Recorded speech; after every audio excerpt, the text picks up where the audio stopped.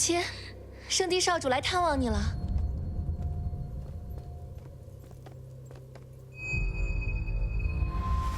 参见圣地少主。回郡主，城主喝了新的汤药，感觉好多了。圣地少主，今日真是劳烦你来回奔波了。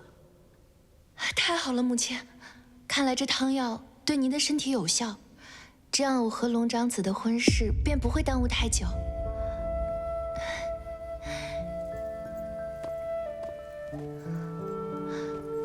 少主，黎洛心中的忧虑总算是解了，真希望母亲明天就能病愈，后天就能完成验身仪式，让我早日成为你的新娘，这样就能为你排忧解难了。